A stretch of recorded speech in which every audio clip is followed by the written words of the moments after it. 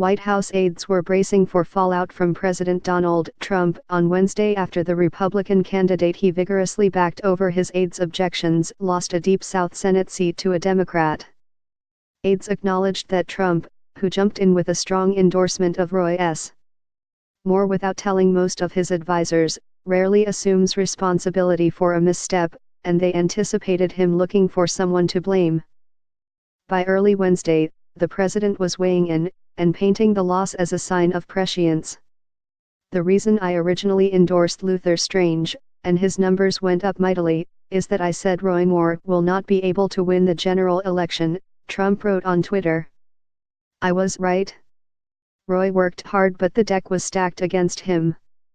Trump also discussed the election outcome and its potential impact on an expected vote in Congress on a sweeping tax measure.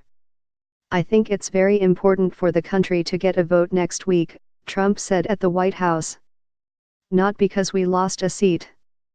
Wish we would have gotten the seat. A lot of Republicans feel differently, they're very happy with the way it turned out." In the White House, there was a sense of relief among some aides that they would not have to answer for Moore's actions in the Senate. But aides said that Trump might still fault others for the loss.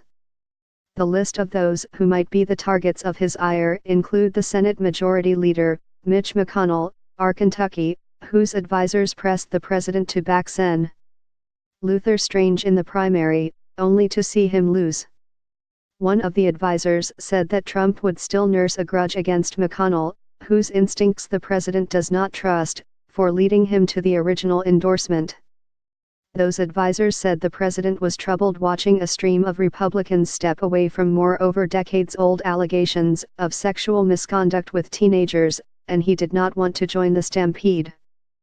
Instead, the president threw the full weight of his office and reputation behind Moore.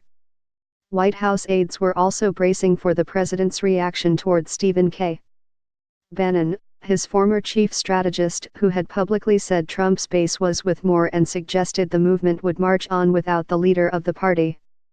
Bannon's continuing sway over Trump has deeply bothered the advisors still on the government payroll, and they were optimistic that the outcome in Alabama would weaken his grip.